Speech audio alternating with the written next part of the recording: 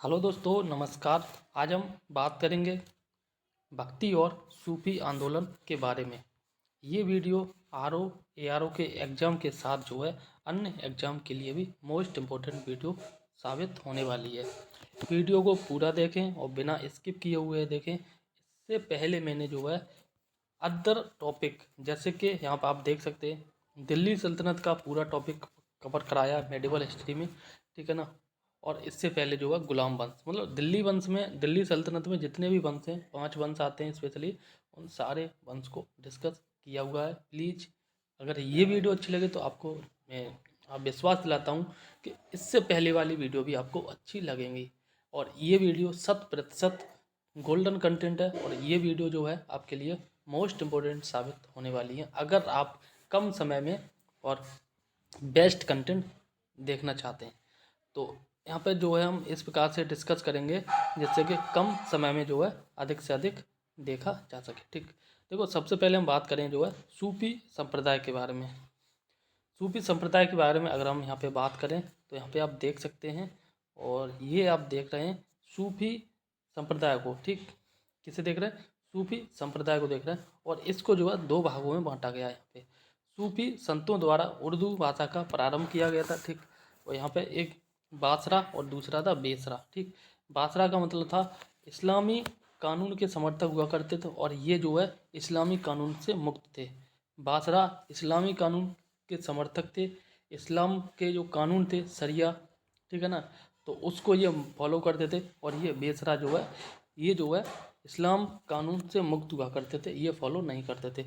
इसको याद कैसे करना है ये भी हम बात कर लेते हैं। देखो बासरा को याद कर लो, सहारा, बासरा, ठीक है ना, सहारा, इस सरा को याद कर लो, सहारा, ये जो ना शरीयत कानून या इस्लामी कानून के सहारे थे। और बेसराम को याद कर लो, बेसरम, बेसरम, ठीक है ना। देखो डोंट माइंड, ठीक है ना, बेशरम, ठीक है ना। बेसरा को जो है बेशरम से याद कर लो। जो बेशरम व्यक्ति के तरह होता है, वह व्यक्ति किसी की भी बात नहीं मानने वाला, वह हमेशा अपने मन की बात करता है। तो इसलिए जो है ये है, इस ऐसे हमें लिंक करना है बस, ठीक है ना। तो बेशरम व्यक्ति जो है इस्लामी कानून को मुक्त थे, इस्लामी कानून को नहीं मानते थे। ठीक, आगे हम बात करते हैं बासरा के बारे में। तो यहाँ पे जो है 4 भागों में इसको डिवाइड किया गया है। पहला भाग है चिश्ती सिलसिला, दूसरा भाग है सुहरावर्दी, तीसरा है कादरा सिलसिला और तीसरा जो है नक्शबंदी सिलसिला। ठीक, इसी प्रकार से यहाँ पे आगे इनको देखो, बहुत ज़्यादा ये इम्पोर्टेंट नहीं है सच कहूँ तो, बट आपको याद एक बार देख लेना, ठीक है ना। भारतीय संस्थापक जो है ये ख्वाजा मोइनुद्दीन चिश्ती यहाँ पे थे संस्थापक। शिहाबुद्दीन सोहरावर्दी यहाँ पे संस्थापक थे। शेख अब्दुल कादिर जिलानी और इसके संस्थापक थे। ये भी भारतीय संस्थापक थे। इनका नाम था ख्वाजा मोहम्मद बकी बिल्ला बेरंग। ठीक, नक्शबंदी के जो संस्थापक थे। एक बार दोबारा हम डिस्कस कर लेते हैं। बात करें चिश्ती सिलसिला, ठीक है, तो इसके जो संस्थापक थे इनका नाम था ख्वाजा मोइनुद्दीन चिश्ती। कौन थे? ख्वाजा मोइनुद्दीन चिश्ती। चिश्ती को चिश्ती से याद कर लो, आराम से याद हो जाएगा। बात करें सोहरावर्दी सिलसिला के संस्थापक थे ये शिहाबुद्दीन सोहरावर्दी। यहाँ से सोहरावर्दी से इनके सरनेम से याद कर सकते हैं। बात करें कादरी सिलसिला की, तो इसके जो संस्थापक थे ये शेख अब्दुल कादरी जिलानी थे। कादिर से कादरी को याद कर लो, लिंक हो जाएगा, आराम से याद हो जाएगा। बात करें नक्शबंदी सिलसिला की, तो इनके जो संस्थापक थे इनका नाम था ख्वाजा मोहम्मद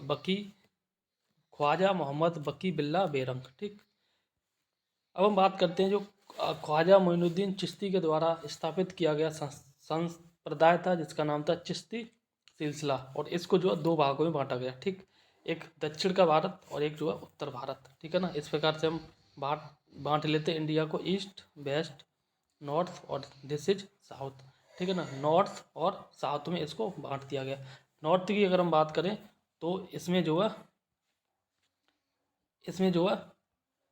5 भागों में बांटा गया, जिसमें जो है ये ख्वाजा बख्तियार काकी थे, बाबा बरीद थे, इसके बाद हजरत निजामुद्दीन औलिया थे, फराद के शिष्य थे, और हजरत अलाउद्दीन साबिर, और ये जो है नासिरुद्दीन चिराग ए दहलवी। ठीक, इसी प्रकार से अगर हम साउथ की बात करें, साउथ को जो है 2 भागों में बांटा गया।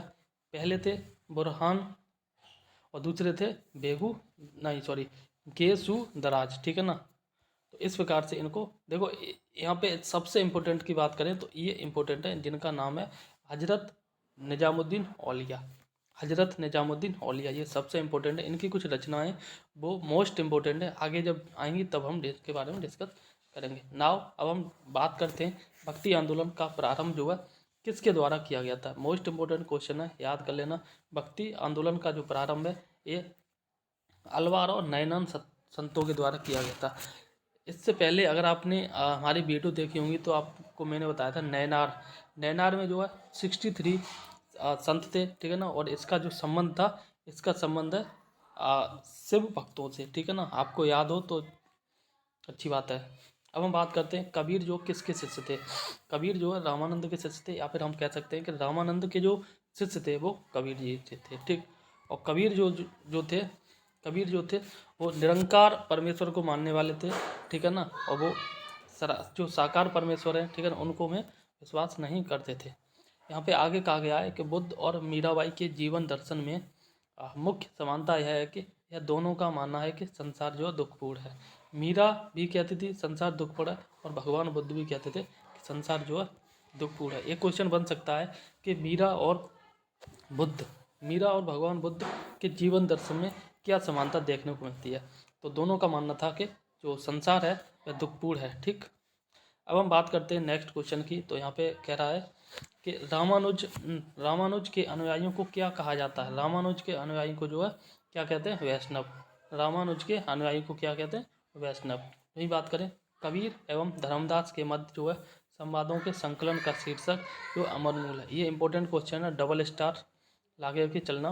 कि अमरदास और जो धर्मदास कबीर जी थे और धर्मदास के बीच संवाद हुआ था, ठीक है ना। कुछ बातें हुई थी किसी टॉपिक पे, और उन सारी बातों को जो है एक पुस्तक में संकलित कर दिया गया था, और उस पुस्तक का नाम है अमर मूल, ठीक। लास्ट में यहाँ पे कह रहा है कि दक्षिण भारत में शिव भक्तों को नैनार कहते थे, और इनकी जो संख्या थी नैनार जो संप्रदाय था इसमें संतों की संख्या थी 63 थी। इसकी मैंने ट्रिक भी बताई थी लास्ट वीडियो में, आप चाहें तो जरूर देख लेना। वहीं अगर हम बात करें विष्णु भक्त संतों को जो अलवार कहते थे, और अलवार में जो 12 संत हुआ करते थे। इसको मैंने बताया था 12 से 12 याद कर लो, ठीक है ना। इस प्रकार से याद बोला था 12 से 12 याद कर लो। अलवार में 12 संत थे, भगवान विष्णु से संबंधित थे या भगवान विष्णु के अनुयायी थे। वहीं बात करें नैनार में जो 63 संत थे, और ये भगवान शिव से संबंधित थे, या भगवान शिव के संप्रदाय के भगवान शिव के समर्थक थे या अनुयायी थे, ठीक है ना। या भगवान शिव को मानते थे अपना इष्ट के रूप में। अब हम यहाँ पे बात करते हैं सिलसिला और संस्थापक, ठीक है ना। चिश्ती सिलसिला की बात करें तो इसके संस्थापक थे Khwaja Moinuddin Chishti. Triple star question है, याद कर लेना, ठीक है। वही बात करें सोहरावर्दी ये के जो संस्थापक थे, इनका नाम है सोहरावर्दी बहाउद्दीन जकारिया, और ये भारत के थे। कादरी की बात करें तो अभी हमने पढ़ा भी था, ये इसके जो संस्थापक थे इनका नाम है शेख अब्दुल कादिर जिलानी। वही बात करें सत्तारी की, तो सत्तारी का जो संबंध है इनका, या सत्तारी का जो संस्थापक है ये हैं शाह अब्दुल्ला सत्तारी। फिरदौसी की बात करें तो इनके जो संस्थापक थे शेख बदरुद्दीन, और नक्शबंदी के संस्थापक थे बाकी बिल्ला। कौन थे, बाकी बिल्ला, ठीक। नेक्स्ट क्वेश्चन कह रहा है कि रामानुजाचार्य ने जो है किस दर्शन का प्रतिपादन किया था जिसमें ज्ञान से अधिक जो है भक्ति को महत्वपूर्ण बताया था। ये जो है विशिष्ट द्वैतवाद। यहाँ पे एक और क्वेश्चन बनता है, रामानुजाचार्य जो है किससे संबंधित है। ये जो है विशिष्ट द्वैतवाद से संबंधित है, ठीक है ना। नेक्स्ट क्वेश्चन कह रहा है कि कोई व्यक्ति जो है किसी व्यक्ति से उसका धर्म संप्रदाय या जाति न पूछे, यह कथन किसका। ये संत रामानंद का था, और रामानंद के ही शिष्य थे कौन, कबीरदास जी, ठीक है ना। नेक्स्ट क्वेश्चन कह रहा है कामरूप में जो वैष्णव धर्म को किसने लोकप्रिय बनाया था। ये बनाया था शंकर देव ने। एक क्वेश्चन और बनता है कि असम का पुराना नाम क्या है, प्राचीन नाम क्या है। ये कामरूप है, ठीक है ना। तो इस प्रकार से हम कह सकते हैं कामरूप मतलब असम, और असम में जो वैष्णव धर्म को लोकप्रिय बनाने वाले जो संत थे उनका नाम था शंकर देव, ठीक। नेक्स्ट क्वेश्चन कह रहा है शुद्ध अद्वैतवाद का प्रतिपादन किसने किया था? ये किया था वल्लभाचार्य ने। ठीक, और विशिष्ट द्वैतवाद के प्रतिपादक कौन थे? संत रामानंद। ठीक, यहाँ पे हमने अभी डिस्कस भी किया था। ठीक, नेक्स्ट क्वेश्चन कह रहा है कि भारत में भक्ति आंदोलन का पुनर्जन्म जो है 15वीं से 16वीं शताब्दी में हुआ था। ठीक है ना, ये क्वेश्चन बन सकता है कि भारत में जो है भक्ति आंदोलन का पुनर्जन्म कब हुआ था? ये 15वीं और 16वीं शताब्दी के बीच में हुआ था। ठीक, नेक्स्ट क्वेश्चन कह रहा है कि किस भक्ति संत ने जो स्वयं के संदेश के प्रचार के लिए जो है सर्वप्रथम हिंदी भाषा का प्रयोग किया था?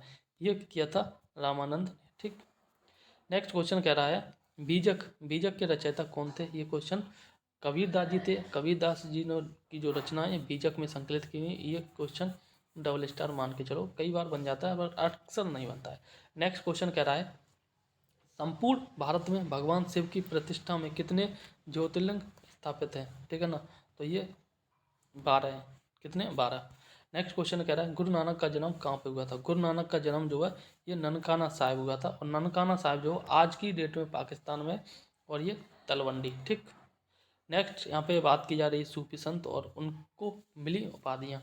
जैसे चिराग दहलवी को जो है उपाधि मिली थी शेख निजा, जो संत हैं इनका नाम है शेख नसरुद्दीन महमूद, इनको उपाधि मिली थी चिराग दहलवी। वहीं बात करें शेख निजामुद्दीन औलिया, इनको उपाधि मिली थी महमूद ए इलाही। ठीक, और शेख अहमद सरेंदी को उपाधि मिली थी मुजद्दिद। ठीक है, और वहीं बात करें शेख मोहम्मद गेसू दराज, इनको उपाधि मिली थी बंदानवाज। क्या मिली थी?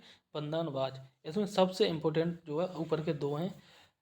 शेख नसरुद्दीन महमूद को उपाधि मिली थी शेख चिराग ए दहलवी, और वहीं बात करें शेख निजामुद्दीन औलिया, इनको जो है उपाधि मिली थी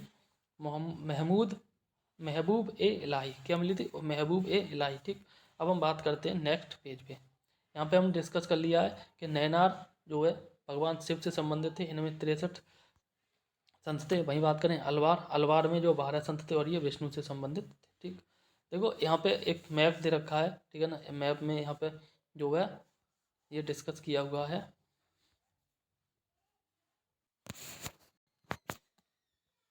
यहाँ पे हम बात करेंगे उत्तर भारत में भक्ति आंदोलन की त्रिमूर्ति। उत्तर भारत में जो भक्ति आंदोलन के त्रिमूर्ति कहलाते थे, ये गुरु नानक, कबीरदास और रैदास, इन तीनों को मिला के इन्हें त्रिमूर्ति कहते थे उत्तर भारत में। क्वेश्चन अभी तक तो शायद नहीं बना है, लेकिन आने वाले दिनों में शायद बन जाए। ये इंपॉर्टेंट है, ये आपको याद करके रखना है, भारत में भक्ति आंदोलन। ठीक है ना, जैसे महाराष्ट्र के भक्ति संतों का कालक्रम क्या रहा है? ठीक है ना, यहाँ पे तो क्वेश्चन बन सकता है कि ये जो संत हैं, ठीक है ना, ये संत जो है भारत के किस राज्य से संबंधित है? ठीक है ना, जैसे नामदेव, ज्ञानदेव, एकनाथ, तुकाराम और रामदास। ठीक है, एक बार दोबारा हम डिस्कस करते हैं। नामदेव, ज्ञानदेव, एकनाथ, तुकाराम और रामदास। ठीक है, इनका जो कार्यकाल है ये एक बार देख लेते हैं। 1270 से 1350 ईस्वी तक नामदेव रहे। ठीक, इसके बाद जो है 1271 से 1296 तक ज्ञानदेव रहे। इसके बाद जो है 1533 से 1599 तक ये एकनाथ रहे, और फिर जो है 1598 से 1650 ईस्वी तक तुकाराम रहे, और इसके बाद जो है 1608 ईस्वी से 1681 ईस्वी तक जो है रामदास रहे। इनके क्रम को देखो, अक्सर बड़े एग्जाम में पूछ लिया जाता है, लेकिन क्रम को कैसे डिस्कस याद करना है वो हम देख लेते हैं। देखो ऐसे याद कर लो, बच्चे का जब जन्म होता है तो सबसे पहले हम उसका नाम रखते हैं। ठीक, इसके बाद स्कूल भेजने के लिए ज्ञान प्राप्त करने के लिए स्कूल भेजते हैं। फिर हम कहते हैं कि किसी एक सब्जेक्ट पे फोकस करो। एक नाथ का मतलब है एक सब्जेक्ट पे फोकस करो। ठीक है ना, हालांकि पढ़ना तो बहुत होता है, जब हम नौकरी के लिए जब बात करते हैं तो हम कहते हैं किसी एक सब्जेक्ट पे फोकस करो। फिर तुकाराम से याद कर लो कि बेटा तुक्का मत लगाओ। क्या? तुक्का मत लगाओ। ठीक है ना, और जब संन्यास, जब बुढ़ापा आ जाता है तो हम कहते हैं कि भगवान राम को भी याद कर लो। ठीक, तो इसी क्रम में हम याद कर सकते हैं आराम से। सबसे पहले बच्चे का जन्म होता है, नाम रखते हैं, फिर इस ज्ञान प्राप्त करने के लिए स्कूल भेजते हैं, फिर बोलते हैं एक जगह पे फोकस रखो जिससे कि नौकरी मिल जाए।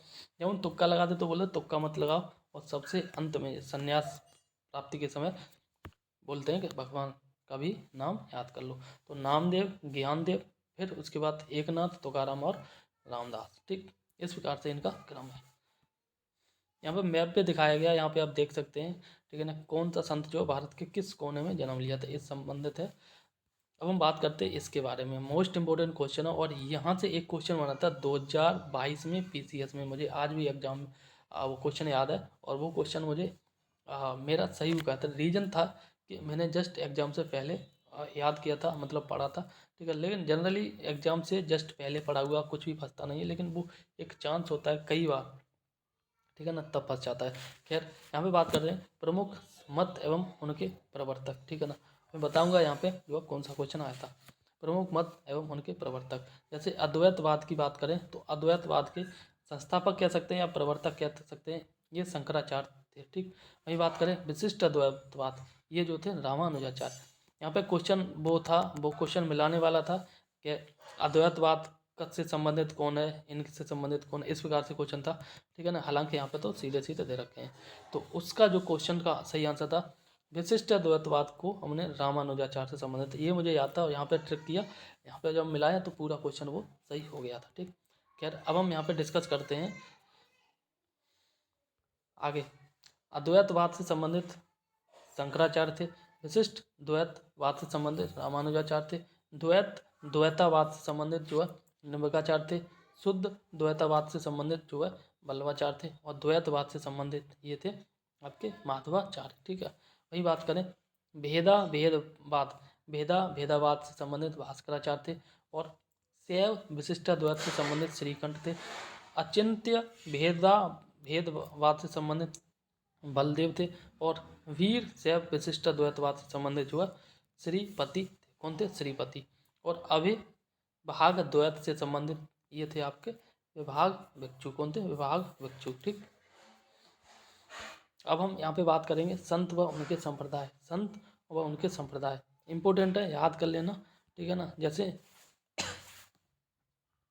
सबसे पहले हम बात करें रामानुजाचार्य की, तो रामानुजाचार्य का जो संबंध था वो श्री संप्रदाय से था, ठीक। और यहाँ पे बात करें माधवाचार्य की, तो माधवाचार्य का संबंध था ये था ब्रह्म संप्रदाय से। वल्लभाचार्य का संबंध था रुद्र संप्रदाय से। और संत लाल दास का संबंध था लाल पंथ से। संत लाल दास का संबंध था लाल पंथ से। वहीं आगे बात करें गुरु गोविंद प्रभु या गोविंद प्रभु, इनका संबंध था महानुभाव पंथ से। और एकनाथ का संबंध था वरकरी संप्रदाय से। तुकाराम व ज्ञानदेव, इनका संबंध जो है वरकरी संप्रदाय से था। वही बात करें रामदास बोध का संबंध जो है ये था धरकरी संप्रदाय से, ठीक है। किससे था? धरकरी संप्रदाय से। आगे हम बात करते हैं माधवाचार्य का संबंध जो था ये हरियाली संप्रदाय से था। वहीं शंकर देव की बात करें तो इनका जो संबंध है महापुरुषीय संप्रदाय से था। और निम्बार्क का संबंध जो सनक संप्रदाय से था। किससे था? सनक संप्रदाय से। आगे बात करें स्वामी हरिदास का बारे में, तो हरिदास की जो संबंध था ये सुखी संप्रदाय से थे। और जगजीवन साहब का संबंध जो सनातनी संप्रदाय से थे। चंडीदास का संबंध बाउल संप्रदाय से था। और आगे बात करें पुरंदर दास का संबंध जो है ये दास कूट संप्रदाय से था। इसी प्रकार से नेक्स्ट की बात करें नित्यानंद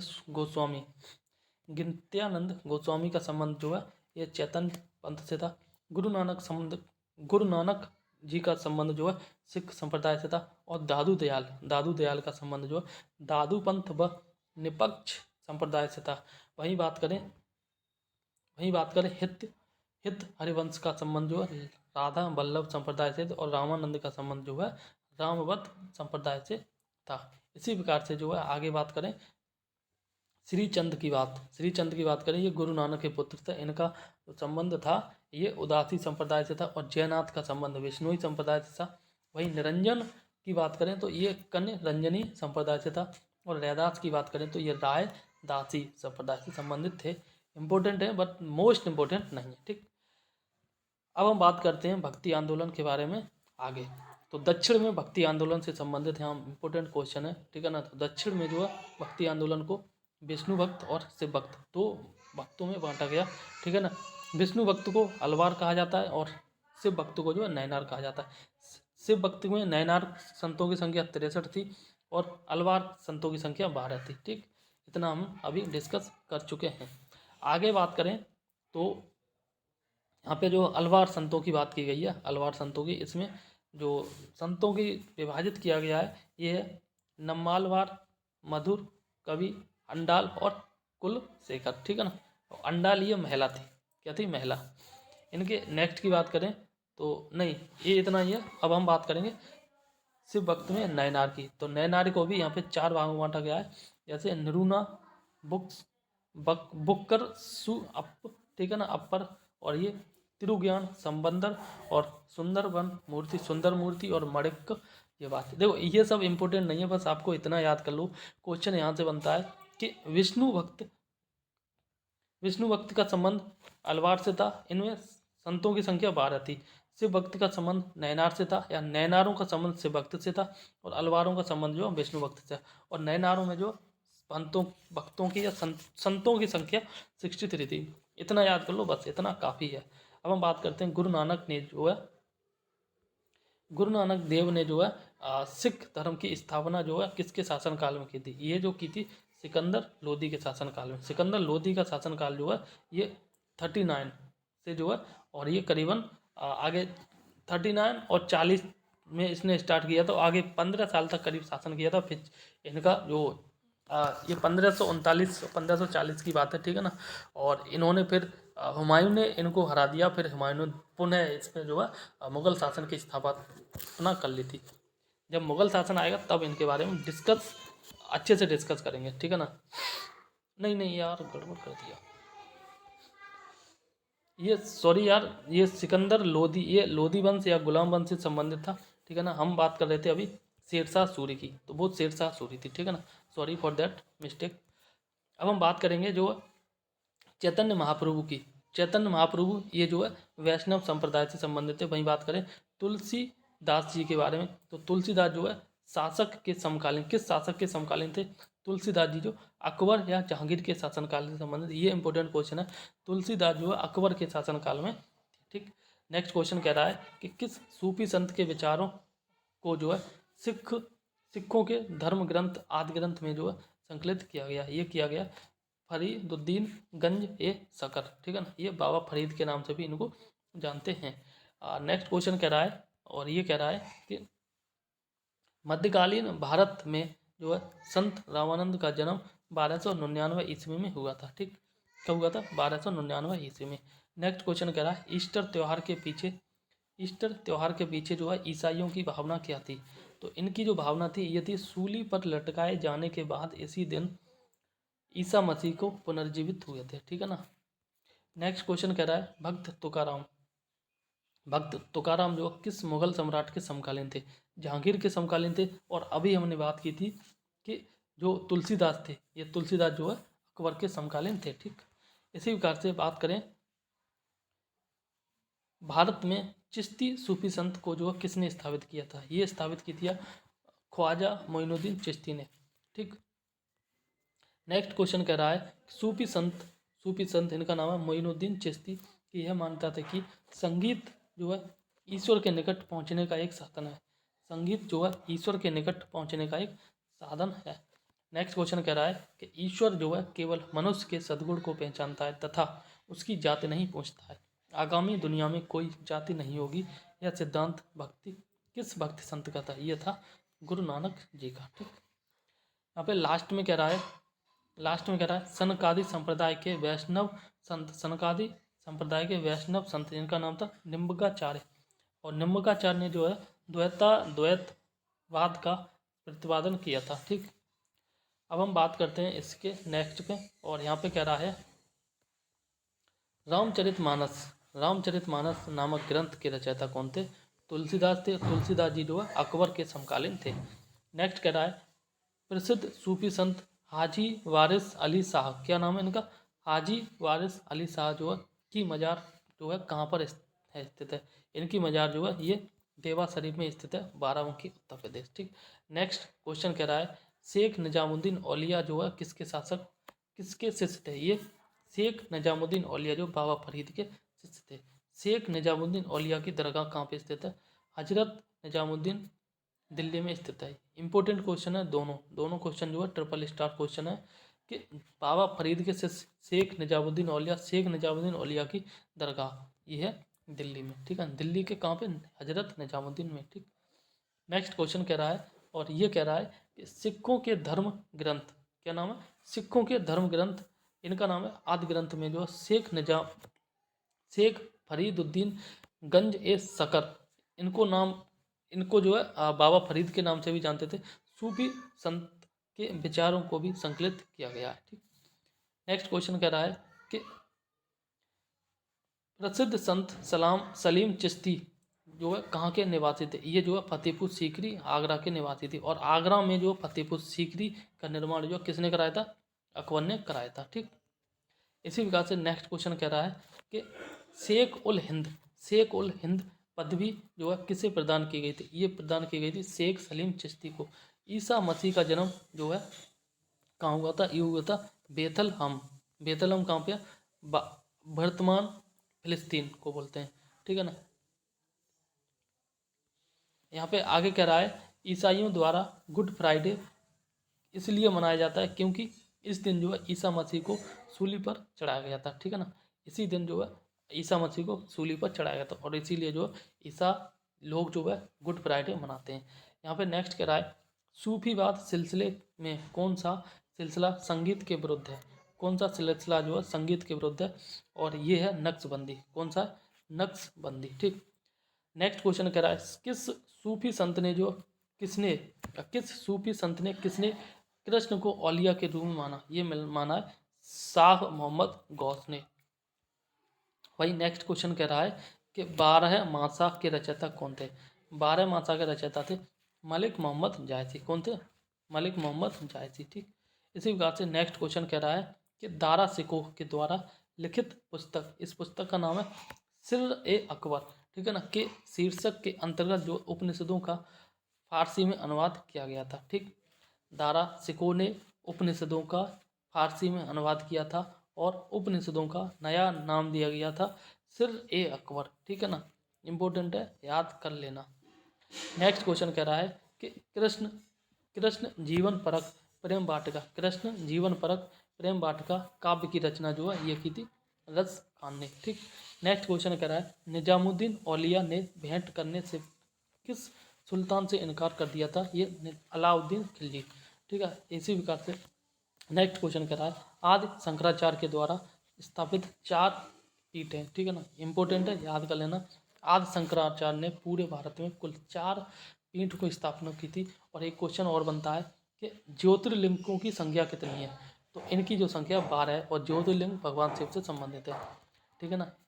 ये जो आदि शंकराचार्य ने 4 पीठ स्थापित किए थे, कहाँ कहाँ पे किए थे वो यहाँ पे देख लेते हैं, ठीक है ना। श्रृंगेरी पीठ की स्थापना की थी भगवान शिव से संबंधित मैसूर में, मैसूर कहाँ पे, कर्नाटक में। दूसरा पीठ है गोवर्धन पीठ, इसकी स्थापना की गई थी पुरी कहाँ पे, उड़ीसा, ठीक है ना। और गोवर्धन पीठ का संबंध है बलभद्र या फिर सुभद्रा से।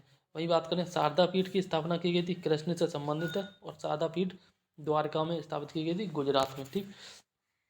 ज्योतिष पीठ विष्णु से संबंधित है और ये बद्रीनाथ में स्थापित की गई थी। बद्रीनाथ कहाँ पे, कर्नाटक, सॉरी उत्तराखंड में, ठीक है ना। इस प्रकार से कर्नाटक, उड़ीसा, गुजरात और उत्तराखंड, इस प्रकार से इंडिया बना लेते हैं, ठीक है ना। कर्नाटक आपका नीचे पड़ता है यहाँ पर साउथ में, गुजरात वेस्ट में, उत्तराखंड इधर ईस्ट में, और बाकी बचा आपका उड़ीसा जो इधर नहीं, ठीक है। इस प्रकार से यहाँ पे आप काउंट कर सकते हैं, ठीक। अब नेक्स्ट वीडियो में हम बात करेंगे मुगल वंश से संबंधित। मुगल वंश की जो स्थापना आप देख सकते हैं 1526 में जो है बाबर के द्वारा की गई थी, और 1857 तक मुगल रहे थे। और इसके बाद मुगल वंश के बाद जो है अंग्रेज भारत में आ गए थे। सारी इम्पोर्टेंट क्वेश्चन हम डिस्कस करने वाले हैं एक एक करके। वीडियो अगर अच्छी लगे प्लीज़ वीडियो को लाइक करें, दोस्तों में शेयर करें, चैनल को भी सब्सक्राइब कर लें अगर आप सच में RO ARO के लिए सीरियस हैं तो तब तक के लिए नमस्कार, जय हिंद।